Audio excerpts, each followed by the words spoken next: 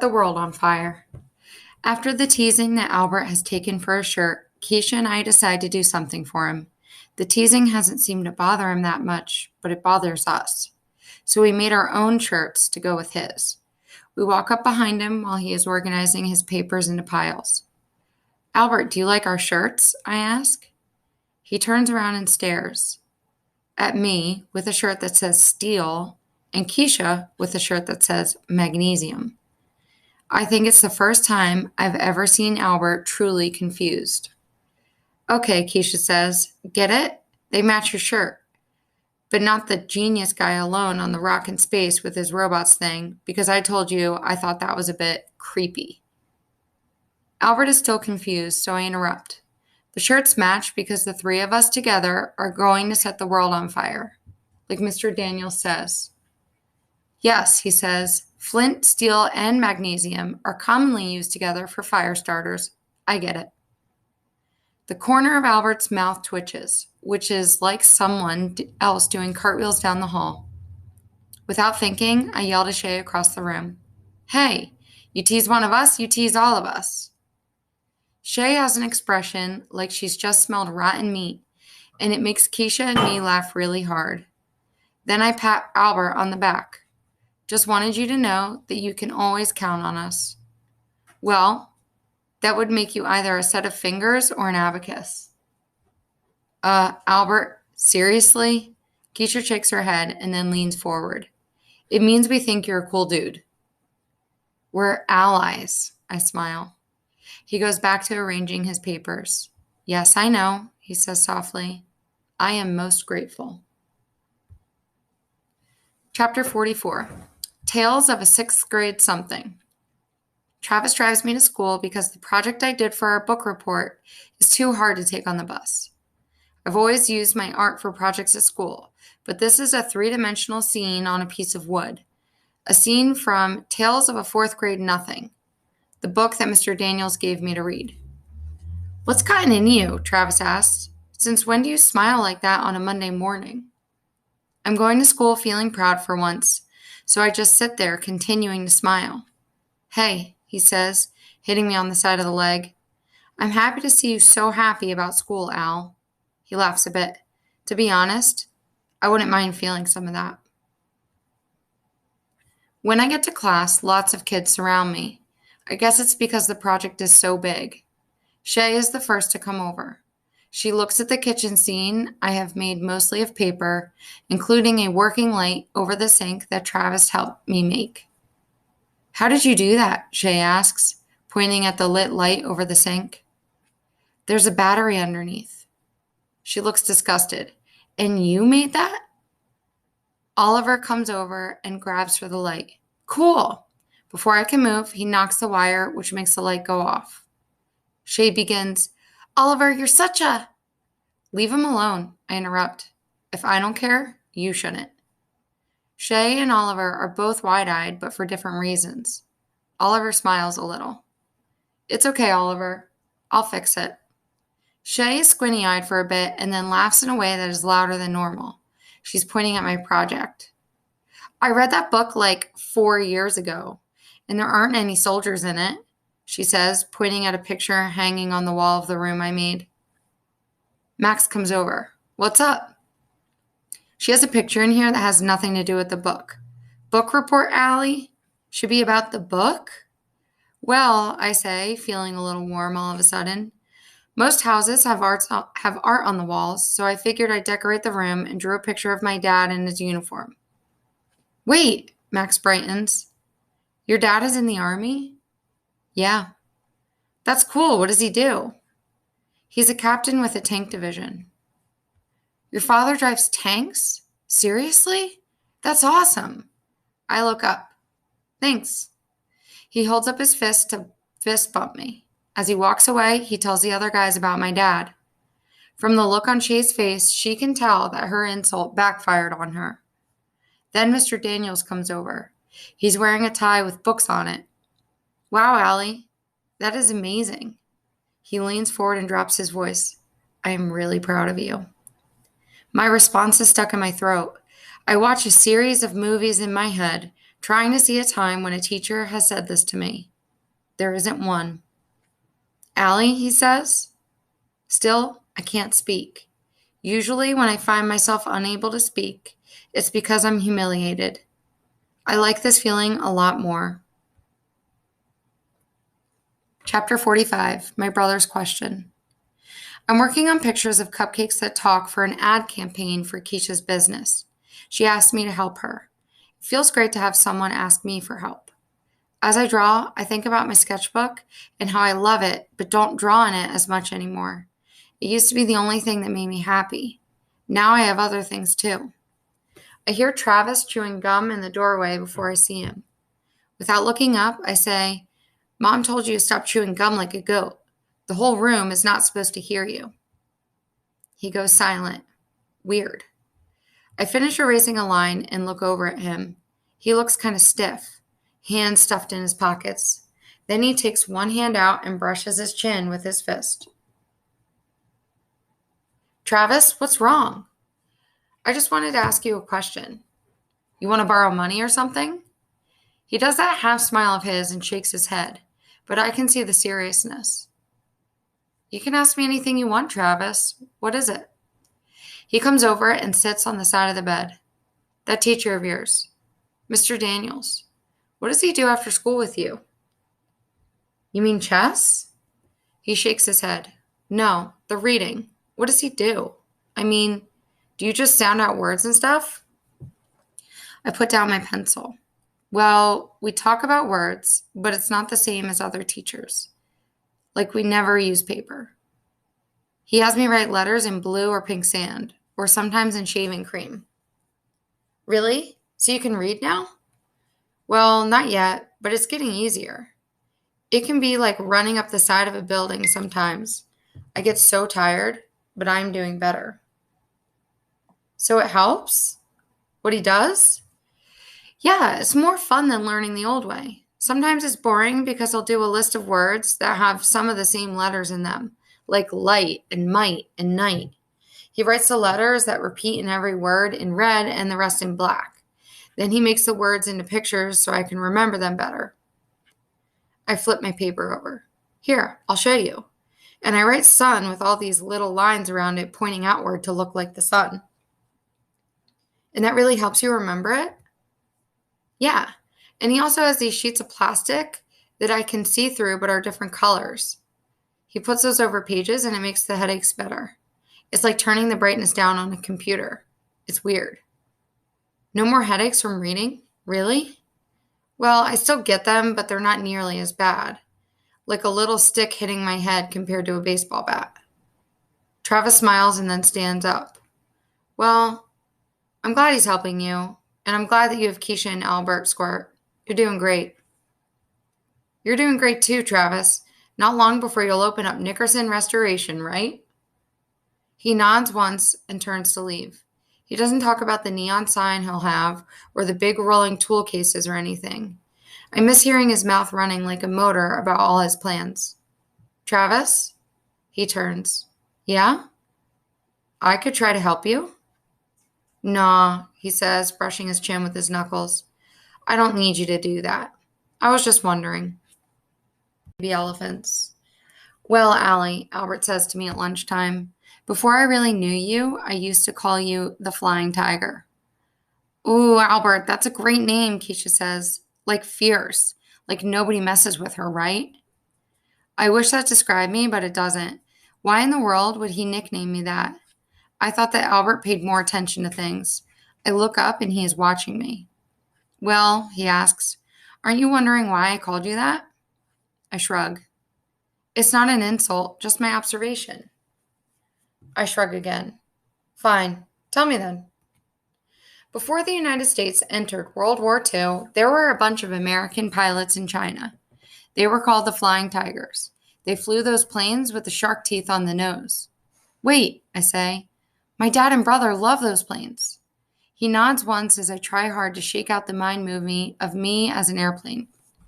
They did not have many planes, so they would repaint them every few missions, change a bit of the design and the numbers so that the Japanese would think there were far more of them than there really were. I sort of know what he means.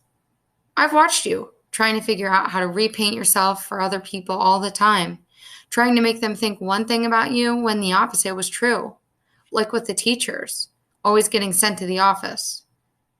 Wow, I can't believe Albert noticed all this. Okay, Keisha asks, do you name everyone like that? I like analogies. They interest me and help me understand. What about me? Did you have a nickname for me? He hesitates. Okay, Professor, spill it, Keisha says. He bites his lip. Listen, you better tell me and tell me now. The baby. What? The baby? Are you kidding me? She gets a great name like the Flying Tiger and you call me the baby? What the heck is that supposed to mean? He turns red. I didn't want to offend you. Well, it's just a little too late for that. I'm going to send you into space where no man has gone before. No kidding. Is Keisha quoting Star Trek now? The girl's lost her mind. I called you the baby because when you're quiet, you're taking everything in. But when you want something, you're loud about it and usually get your way pretty fast. I burst out laughing. Oh man, Keisha, that is just too perfect. She folds her arms with a bit of a humph, but then begins to laugh too. Albert, do you have one for yourself? I ask. When he doesn't say no, I know it means yes. Tell us, Keisha says. I'm the elephant. Because you're big, I ask. No, Keisha says, because he has a good memory. Elephants do have good memories, he says, but that isn't why I chose it as my symbolic name. Then why, I ask? Well, I've become a pachyderm. Is that a religion, I ask?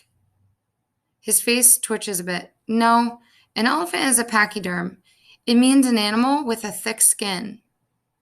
I guess we're all pachyderms then, or we pretend to be.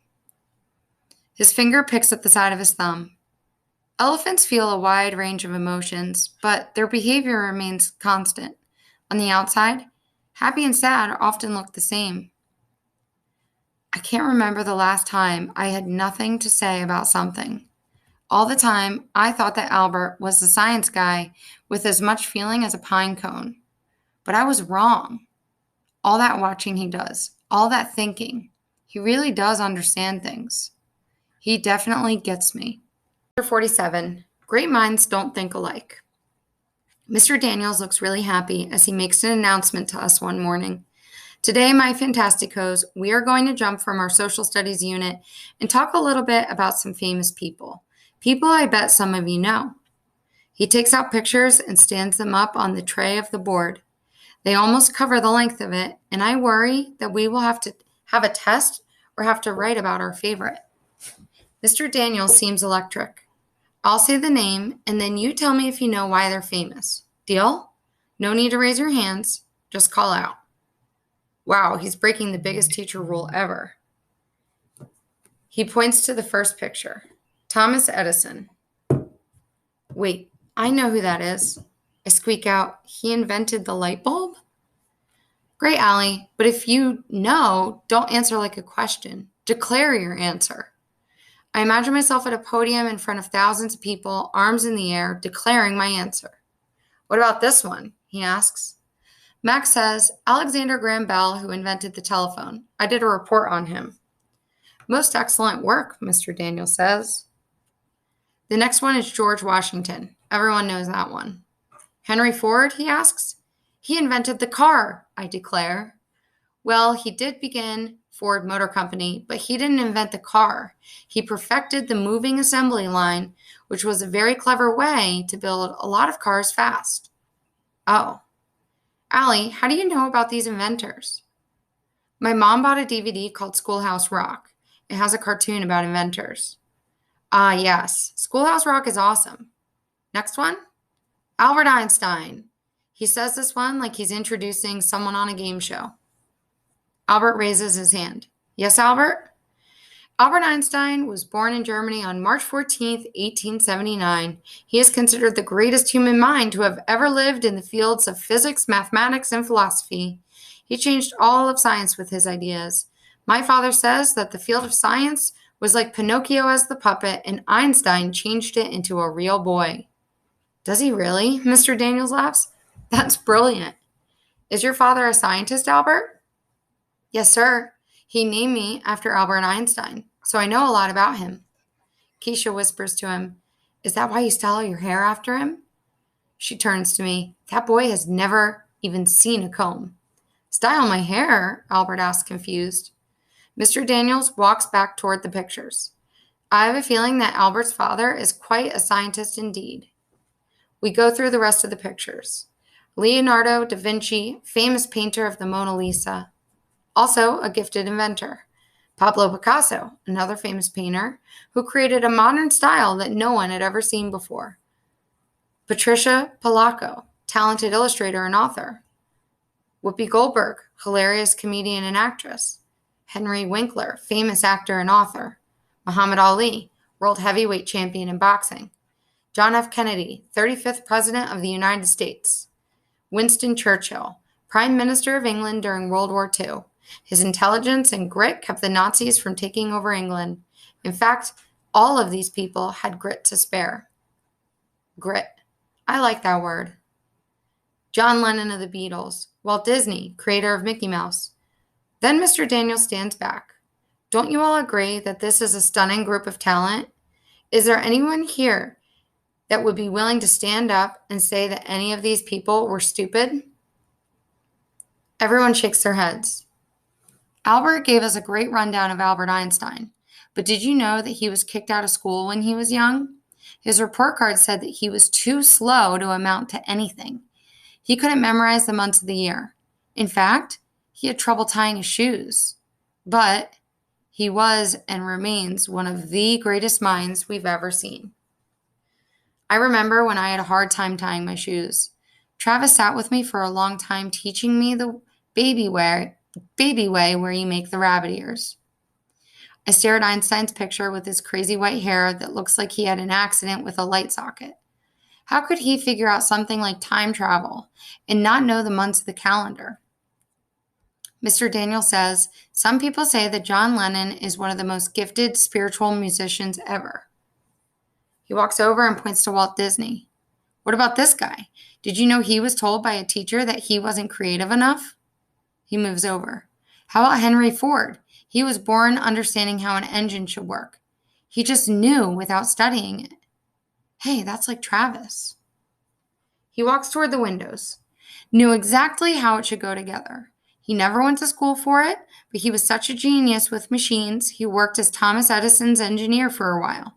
He built his first car by hand by building a motor and putting it in between two bicycles.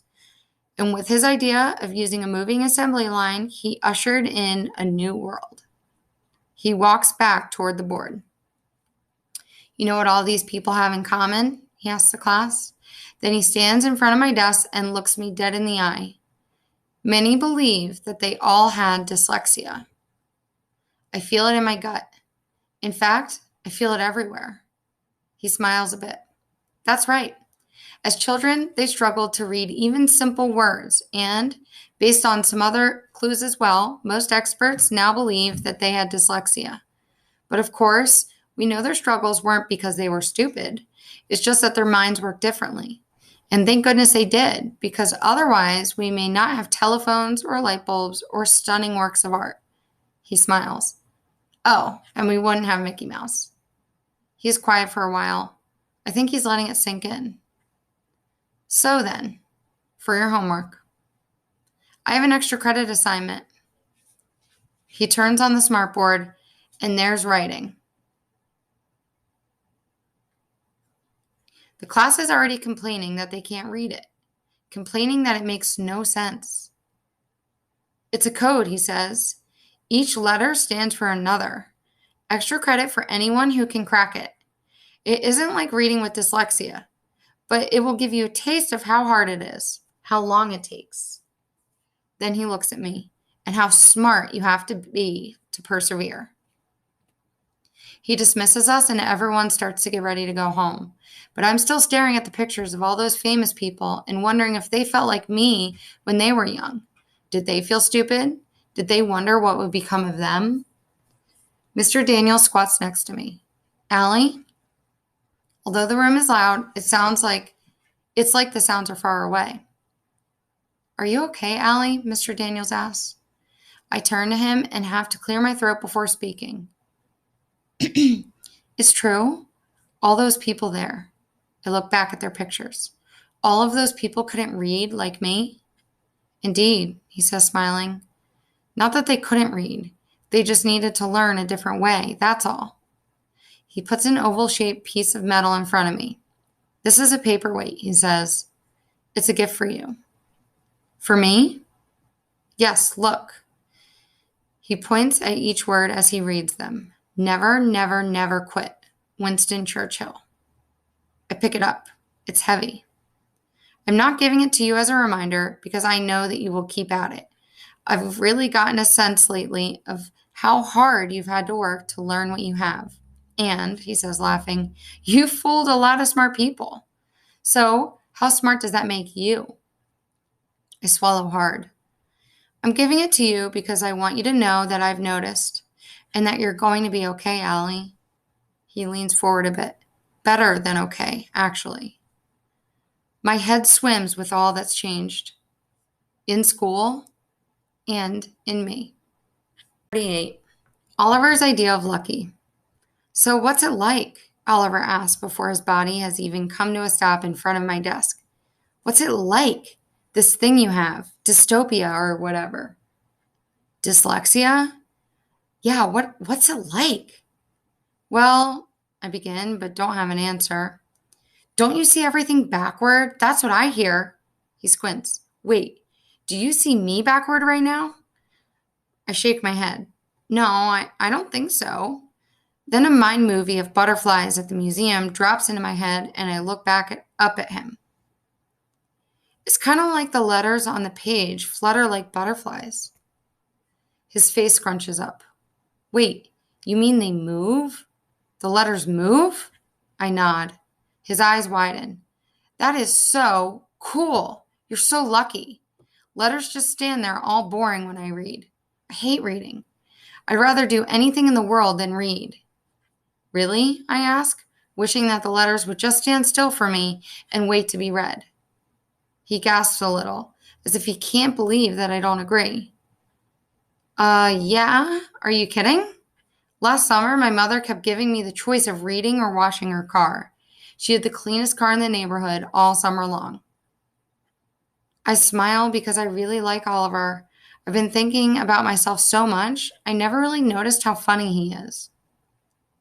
And looking around the room, I remember thinking that my reading differences were like dragging a concrete block around every day, and how I felt sorry for myself.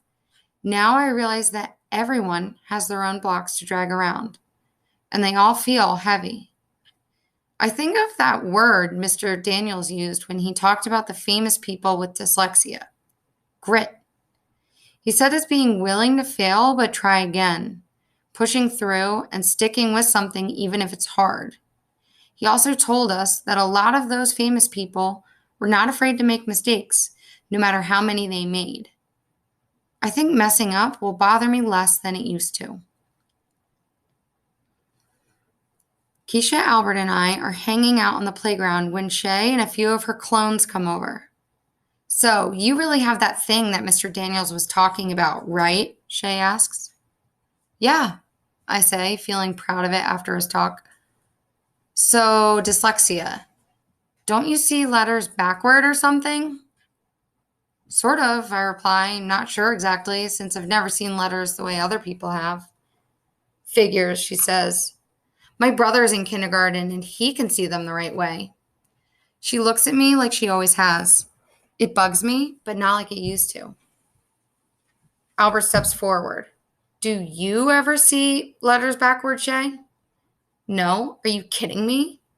Oh, Albert says, dropping his voice. Too bad. Why is that too bad? Oh, well, it's a sign of intelligence. And then this thing just comes over Albert, like he's all relaxed and everything, standing in a way that isn't all stiff and Albert-like. I know you think I'm a nerd and everything, he says to her. I mean, you've called me all kinds of things, but there's one thing you've never called me. What could that be? Dumb. You've never called me dumb. She swings her hip to the side and sighs. What's your point, Albert? Well, there are a lot of letters that I've always seen backward, and Allie sees more than I do. So who knows how smart she must be? Wait, Albert sees letters backward? Shay is thinking about it, looking like she just found out that she's the only one not invited to a party. What letters do you see backward? Well, OITAMVXU and some others. Huh? Wow, Shay at a loss for words? I never thought I'd see that. Come on, she finally says. I have better things to do. I'm going to the bathroom, Jessica says. I'll be there in a second. Obviously, Shay says, you wouldn't dare not be. Shay leaves and her group follows, but they don't all stomp away like they usually do. A few walk behind her, half looking back. Jessica turns and jogs back to us, and I can tell right away she's different. Hey, I think it's cool, the dyslexia. And you really are a good artist, she says, and then turns to walk away again. Then stops, turns back, and I'm really sorry, Allie, for everything, she says before turning to run this time. My mom was right. I'm sorry are powerful words. So, Mr. Science, Keisha says, turning toward Albert, did the world just fall off its axis or what? Did I just see what I think I did? We all watched Jessica run up the hill. Well, he says, there is an explanation. Allie is a catalyst. Not sure what that means, but from Albert, it must be good. All of a sudden, Keisha starts cracking up, bending over with her hands resting on her knees, stumbling around like she's going to fall over. God, Albert, I can't believe you did that with the letters. And I can't believe she went for it. Albert cracks a smile. Keisha puts her arm around my shoulder. Albert here just gave Shay a whole bunch of letters that are the same forward and backward. If she wasn't splitting nails mad, trying to hurt people, she probably would have figured it out. Then I left too. Thanks, Albert, I say. Shay's going to hate you more than she hates me soon. No worries, Keisha says. That girl has plenty of hate to go around. And I realize that it is easier now that Shay and everyone else know why I have so much trouble. Mr. Daniel says I should concentrate on what I do well. I'm going to try to do that. When I get back to my desk, there is a wooden A on it. I pick it up and wonder where it came from. Allie, my grandfather would like you, says Suki. I carved this letter from one of his blocks. It is for you. A for Allie, but also, I think you are amazing, and I admire you. I wanted you to know that. I swallowed the lump in my throat. Thanks a lot, Suki. Now I can tell everyone I finally got an A at school. And we both laugh. I hear Shay across the room, but she doesn't sound happy. There's something on her desk, too. A pile of old friendship bracelets. During break time, Albert and Keisha are talking about her new ideas for recipes.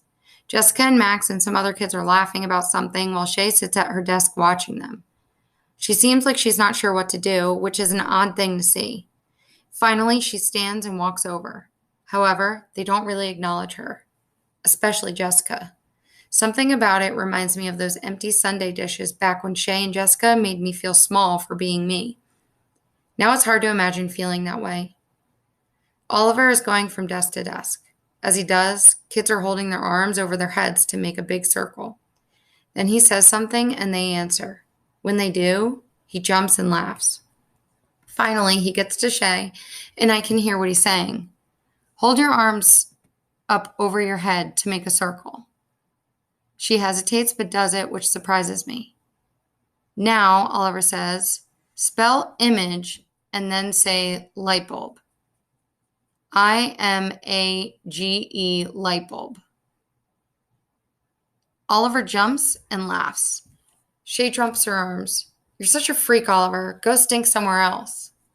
He goes to Keisha, and they do the same thing with the arms, but she laughs afterwards. And I feel happy for Oliver, because I remember a time when he would have sat down and been sad after Shay had said something like that. Looking at Shay, I can tell she's looking around the room, wondering where she fits in now, wondering how all of this happened. I remember how it felt to be alone in a room full of people. So I take a deep breath and head over. Hey, Shay. Now that I'm close to her, I can really see how upset she is. What do you want? I just thought I'd say hi. While she stares at me, all of the mean things she's done wind through my head, and I wonder if I've ever made a mistake in coming over. I think, she says, we should call you Alley Cat from now on. Go bother someone else. First, I'm surprised, but then I realize it wasn't a mistake to come over because it felt like the right thing. Shay's the one who decided to act mean, but at least I've tried. I have to admit, though, I do feel sorry for her. Hero's job. Keisha, Albert, and I take our time walking home. A voice behind us calls, "Hey, Brain, wait up." We turn around and I hear Albert mumble, "Oh no." I've never actually seen anyone turn white before, but he does. I look back at these three boys who are all running toward us. Albert is jumpy, like he's going to run too, and I know that they must be the kids that beat on him all the time. I wish Travis were here. Who are they? Keisha asks. Albert swallows hard. Hey, Brain, the one closest says. Are these your girlfriends? He asks. The group laughs. One in the back says, Yeah, right. Like that dweeb would have a girlfriend. He'd be lucky to get a pet bird. They laugh harder. Keisha steps forward. Why don't you just get lost? Don't think so. I'm right where I'm supposed to be. He turns to Albert and shoves him. Hey, Brain, did you miss me? Like a dog misses a flea, Albert mumbles, and his eyes glued to the ground. I wish he'd at least look at the kid. Keisha's voice gets louder. Yeah, like a little flea. Now get lost before someone slaps you. And before I can even start worrying for her, the boy grabs her arm and pushes her on the ground. Slaps me? I don't think so. Hey, Albert says, you leave her alone. The boy turns to Albert. Shut up, Brain, or you're next. The second boy picks up Keisha's bag. What do you have here? He turns it upside down, dumping everything out. Look, the third says, a book with sweet little cupcakes. No, Keisha yells, give me my book back. Albert is shaking, actually shaking. Hey, I say, you leave us alone. And when the kid turns and looks into my eyes, I'm really scared, like I'm going to throw up. Keisha tries to get up, and the first boy pushes her back down. He moves his foot to step on her, but doesn't get the chance. Albert, peace-loving, I will never stoop to their level, Albert, pulls the boy away from Keisha. He turns him around and holds him by the front of his coat. The boy's toes barely touch the ground. You do not touch her again, Albert says with a voice I didn't think he had. Keisha jumps up and runs over to me. She stands next to me, squeezing my arm. Hard. I'm tired of you beating on me all the time, Albert says. You have no right to treat me like that.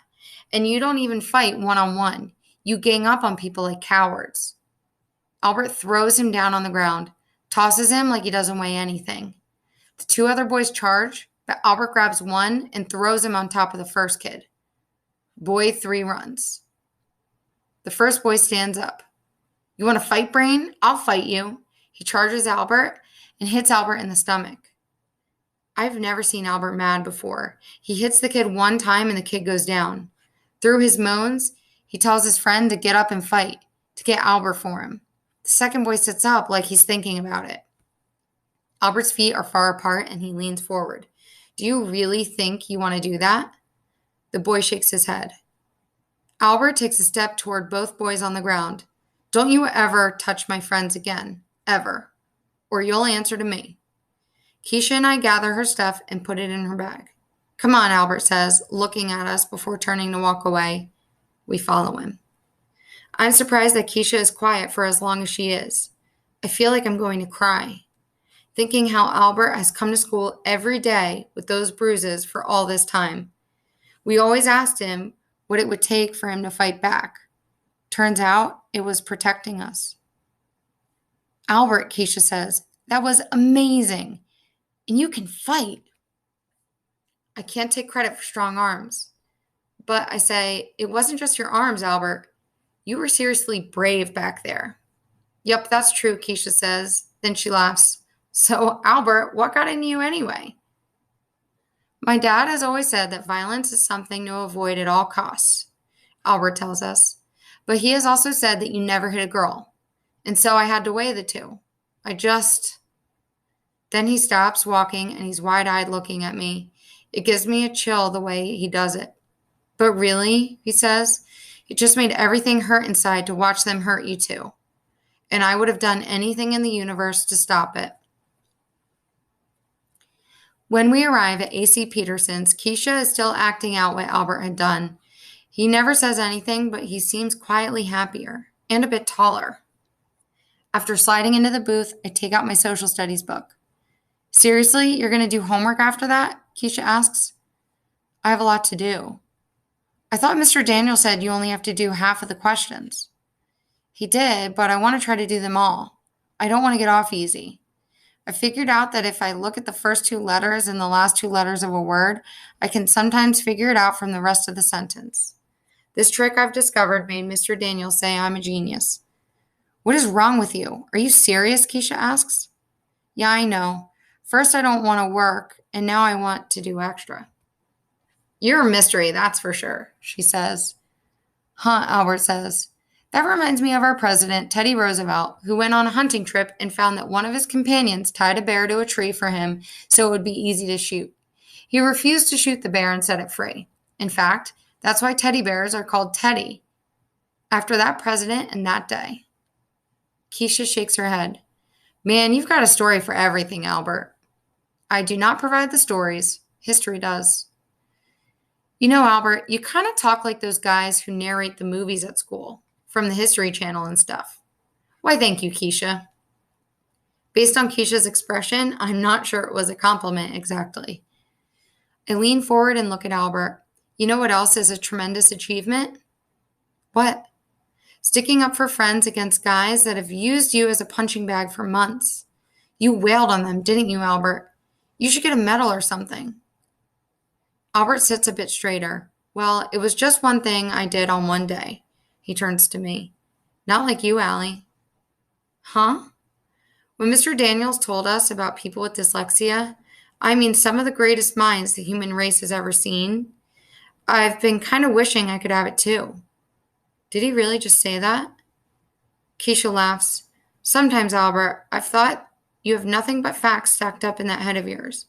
And then you do what you did today and say something like that. You know what you are? His eyebrows jump. Keisha leans forward. You are one good friend, Albert. Chapter 51. Couragenius. I ask Mr. Daniels if I can renew my book at the library, and he smiles like I gave him a cake. Sure, he says. Then he hands me an envelope. Since you're heading that way, will you give this to Mrs. Silver for me? Sure. You have to hand it to her, though, and you have to wait until she opens it and writes a response and then return it to me, okay? I nod, thinking back to the days when a visit to the office meant trouble. I renew my book and then head to the office. Mrs. Silver is there when I walk in. She smiles. Hey there, Allie. I hold out the envelope even before I start talking. I guess I want her to know right away that I'm not in trouble. I have a message from Mr. Daniels. She holds up a finger, telling me to wait 1 minute while she speaks with her daughter and picks up the phone. I mean to listen in on their conversation, but something else catches my attention. The poster with the two hands reaching for each other. The one I was asked to read but couldn't. I walk over and stand in front of it. I stare at the outstretched fingers. Then I take a deep breath and look at the letters. I step right up to the wall and, just like Mr. Daniels taught me, use the envelope in my hand as a marker under the first line. I whisper, some things? Mrs. Silver comes and stands behind me. She puts her hands on my shoulders. I stop reading. No, Allie, keep going. I turn my head to look up at her. Can you just read it to me so I can hear it all at once? Mrs. Silver reads, Sometimes the bravest thing you can do is ask for help. C. Connors. Allie, she asks. I turn. Her voice cracks. I want you to know how sorry I am about the bumpy road we had for a while. I'm proud of all the strides you're making, all the hard work you're doing. We should have picked up on your learning differences before, but you were so bright. And, well, I hope you'll give me another chance to help. I nod, looking over at that poster, and think how I should have asked for help. But at the time, it took more bravery than I had, I guess. Hey, she says, didn't you have a letter for me? Yeah, Mr. Daniel said you're supposed to read it before I leave. She opens the envelope and reads as she walks to her desk. Then she laughs and turns toward me. Did he tell you what this says? I shake my head. It says, the student delivering this note is our student of the month for hard work and a good attitude. Me, I ask? Are you sure it isn't a mistake? She laughs. My brother Travis will never believe this, I tell her, but in my heart, I know he will. He'll be happy for me and mess up my hair and say, good going, Al. She writes a note for Mr. Daniels and hands it to me. I leave the office and am told right away to stop running by a teacher. So I do. But it is so hard not to run and jump and yell. Mr. Daniels smiles at me as soon as I turn the corner into the room, and I half jump, half run over to his desk. So you got the message, he asks? I nod. With a hand on my shoulder, he says, Attention, Fantasticos. I would like to announce that our student of the month is our own Allie Nickerson. Oliver slaps his desk while others applaud, even Jessica. Shay says something I can't hear exactly, but I do hear Jessica answer her. Stop it, Shay. Albert and Keisha come over. Albert with a high five and Keisha with a hug. Wow, are you going to talk to us little people when you win your next award? If you bake for me, I joke. Wait, Albert says, will you bake for me if I win something?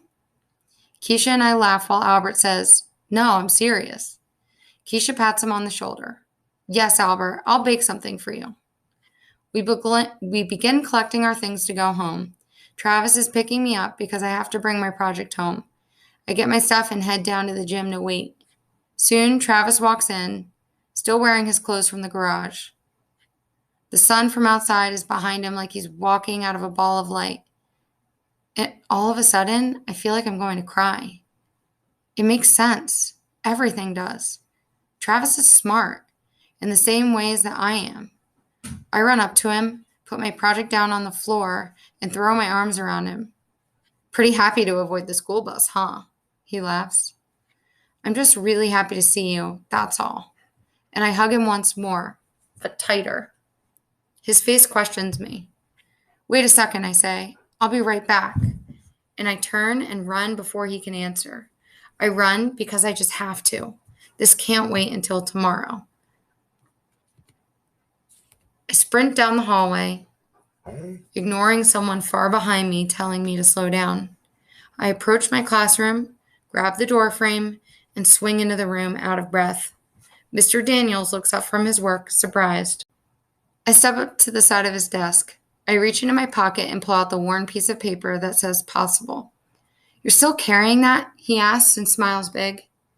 Please, Mr. Daniels, I tell him. You have to help. I'll do anything. He stands. What's wrong, Allie? Please help my brother. I take a step forward. He needs to learn to read too.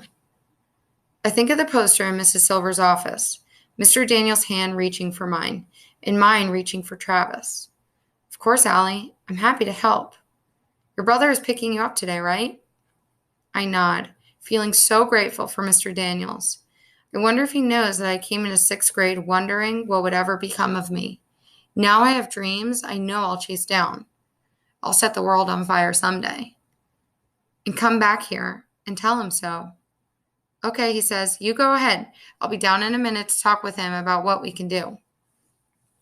I run from the room but slow down, thinking, aware of every step. Eventually, I'm back at the gym, back to my big brother who has stood by me and helped me always, who's believed in me no matter what I said. Travis is standing there with his hands in his pockets, looking up at the light streaming through the windows across the top of the gym. I watch him for a while. Finally, he sees me and smiles. I hand him the tattered piece of paper that says possible. Here, this belongs to you now. He looks confused. For me? Mr. Daniels isn't far behind me. He shakes Travis's hand. Hello there, Travis. I've heard a lot about you. He looks down at me. Quite a little sister you have here. Travis does that half smile. Yeah, she is. So Mr. Daniels says, apparently, Allie thinks we should talk. Okay, he says, brushing his chin with his knuckles. Mr. Daniels explains to him what we do after school and invites him to join us. I look up. Travis swallows hard and nods. I knew Travis would be brave enough to say yes. A mind movie lights up in my head, of our last name written in neon lights in the window of Travis's new place. And there's another mind movie of me being happy, reading and making my art, and finding a special alley-shaped place in the world. But these mind movies won't go into my sketchbook of impossible things because I know they will actually happen. I lean my back against my big brother and feel his hands on my shoulders. Their voices seem to fade as I look up at that light streaming through the windows. Things are going to be different. It's like birds can swim and fish can fly. Impossible to possible. Dear readers, like so many other adults, I started out as a kid. I was typical in a lot of ways. Being a girl whose companions were often her older brothers or a neighborhood full of boys, I became good at climbing trees, skateboarding, and baseball. On a skateboard or holding a bat at the plate at the bottom of the ninth, I was confident. I felt like I could handle and even excel at what I was doing. But sitting at a school desk was often a different experience. I remember sitting back and scanning the other kids in the class, wondering why I couldn't be more like them. How were they able to do their work so quickly? By the time I was Allie Nickerson's age, I remember sitting at our dining room table, staring at my brother's high school textbooks, and wondering how I would ever get through. Like Allie, I wondered what would become of me. Then, as a sixth grader, I was placed in class with Mr. Christie, who would later serve as my model for Mr. Daniels. Little did I know he would change the path of my life. Why? Because he changed my perception, how I viewed myself, and that was so powerful. My perception was that the other kids were just better. I learned later that they weren't. Being better at taking tests didn't make them better. It just made them better test takers. But at first, I let those negative thoughts seep in. I began to assume that I wouldn't be good at things. So I just went through a time when I didn't try as hard as I could. I just figured it didn't matter. However, Mr. Christie had confidence in me. He had me tutor younger kids. He handpicked books for me to read and helped me move out of the lowest reading group. He smiled when I walked into the room. After a while, I began to mirror his confidence in me and left his class ready to set the world on fire. We all have both our special talents and areas where we need to work a bit harder. Honestly, I've learned much more from and have been ultimately successful because of my failures. Things will not always be easy. Sometimes we do fail, but it isn't failing that makes you a failure. It's staying down that does. The ability to stand up, brush yourself off, and try again is a huge strength. It's something that will take you very far in your life, very far indeed. If you develop a habit of standing up and trying again, just imagine the phenomenal things that could be in store for you. Thank you for picking up Fish in a Tree. I do hope you have enjoyed meeting Allie, Keisha, Albert, Mr. Daniels, and the others. And remember, great minds don't think alike. Take care, Linda. The end.